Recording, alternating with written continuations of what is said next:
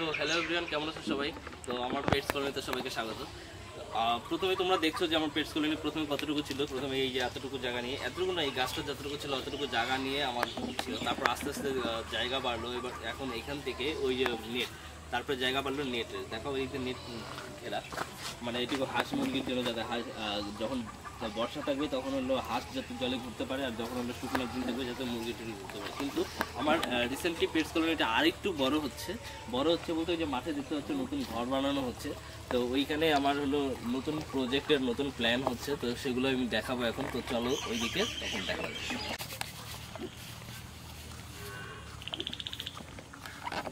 তো এখানে ঘর উঠানো হচ্ছে। প্রথমে আমাদের প্ল্যান ছিল যে এখানে হলো মুরগির ফার্ম করবো, তারপরে আস্তে আস্তে প্ল্যান চেঞ্জ হচ্ছে। তো এখানে মুরগির প্ল্যান আপাতত ক্যান্সেল। তো হয়তো ছাগলের প্ল্যান আছে, কারণ ছাগলের ফার্ম করার। তো এত বড় ঘরটা টোটালটা ছাগলের জন্য লাগবে না, তো কিছুটা ছাগলের জন্য, আর দেখা যায় পরে কিছুটা কী করা যায়। আর এই পাশে দেখো, এই পাশে হলো পুকুর বানাইছে একটা ছোট। পুকুরটা বানানোর কারণ হলো মাছের জন্য, লোকাল মাছের জন্য। এখন লোকাল মাছ খুঁজে পাওয়া খুব মুশকিল, আর বাজারে সেই সকালবেলা ভোরবেলা যাইতে হয় লোকাল মাছ আনার জন্য। আর অত সকালে আমি উঠি না, একটু প্রবলেম হয়ে যায়, মানে মোবাইলে কাজ থাকে সবসময়, তার জন্য অত সকালে উঠে বাইরে যাওয়া হয় না।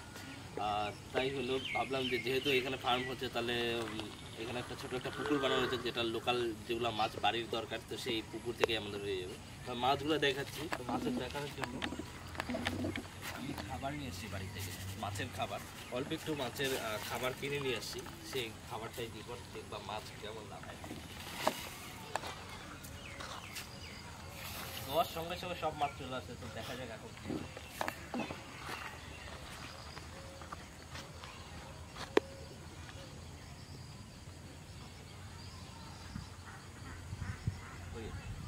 দেওয়ার সঙ্গে সঙ্গে মাছ চলে আসছে।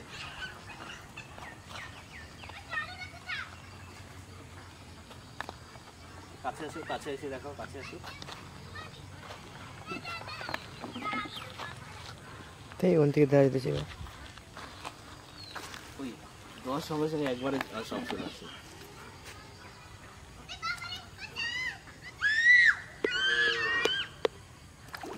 দেখা যাচ্ছে ক্যামেরা, দেখা আসছে ক্যামেরায়। যতটুকু আছে সব একবারে দিয়ে দিই, মুরগির খাবারের বাড়িতে করে নিয়ে আসি, সব দিয়ে দিই। বেশি ছাড়ি নেই, কারণ কি পুকুরটা বেশি ডিপ না, একদমই খুব কম ডিপ।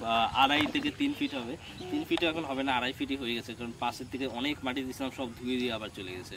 তো এই বছর অনেক লেট হয়ে গেছে আর কি প্ল্যানটা। বর্ষা চলে আসলো, চারদিকে জল ছিল। এখানে যখন পুকুর খোঁড়া হয়েছে তখন জলই ছিল, জলের মধ্যে খোঁড়া হয়েছে, যার জন্য বেশি খুঁড়তে পারে না। আর জেসিবি এখানে ঢোকানোর জায়গা নেই, তাই মানুষ দিয়ে হাজিরা দিয়ে করানো হয়েছে। তো এর জন্য হলো ওদিকে মাছ দেখো প্রচুর, সব মাছ হলো মাছ আমার বেশি ছাড়া হয় না, 5 কিলোর মতো মাছ। মানে পুকুরটা আমাদের লেটে হয়ে গেছে, আর মাছ ছাড়াও লেটে হয়ে গেছে। তো যেখান থেকে মাছের পোনা আনার কথা, সেখানে একদম ছোটো পোনা ছিল না, সব বড় বড় হয়ে গেছে। তো বড় বড়ই 5 কিলোর মতো ছাড়ছি এই বছর। জাস্ট হলো দেখার, পরের বছর আরও একটু ডিপ করবো পুকুরটা, তখন 4 সাইডে হয়তো বাধাই করে দেওয়ার প্ল্যান আছে। মানে একদম পাকা করে 4 সাইডে সেমন করে সুন্দর ঘাট বাঁধানো পুকুর করার প্ল্যান আছে। তো দেখা যাক কতদূর কী হয়। দেখো মাছ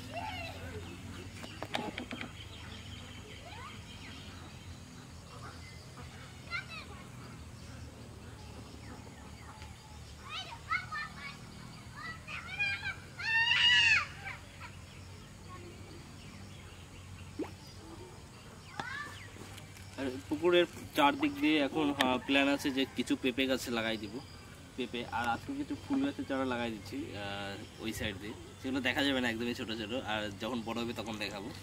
তো ব্যাপারটা হচ্ছে যেহেতু ডিপ খুবই কম, তো কী হয় যখন বেশি রোদ্র ওঠে তখন জলটা গরম হয়ে যায়, একদম গরম হয়ে যায়। তার সঙ্গে প্রচুর পরিমাণে জল শুকায় যায়, মানে জল অল্প, আর ফাঁকা জায়গায় কোনো গাছ হয়েছে, গাছ নেই, শুধু একটাই গাছ, জলটা একদম শুকায় যায় তাড়াতাড়ি। তখন কী হয়, বাড়ি থেকে পাইপ আইনে মোটর চালায় আমাকে জল দিতে হয়। তো মোটর চালানো সেই জলের ধরো একটা ক্লিপ আমি আগে নিয়ে গেছি, সেই ক্লিপটা আমি অ্যাড করে দেবো, তোমরা দেখো। মানে পুকুর খুঁজে মাছ ছাইলেও এখন আরেক ঝামেলা, যে আমাকে রেগুলার জল দিতে হচ্ছে পুকুরে, কারণ কি একদমই ডিপ নেই। তার সঙ্গে এবার ওয়েদারও একদম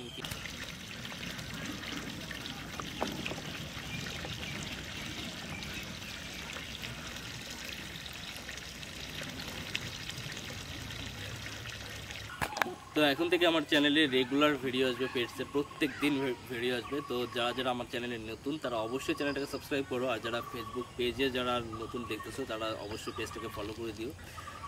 তো আজকের ভিডিও এতটুকুই, আবার দেখা হচ্ছে পরবর্তী ভিডিওতে। তো সবার জন্য টাটা, বাই বাই।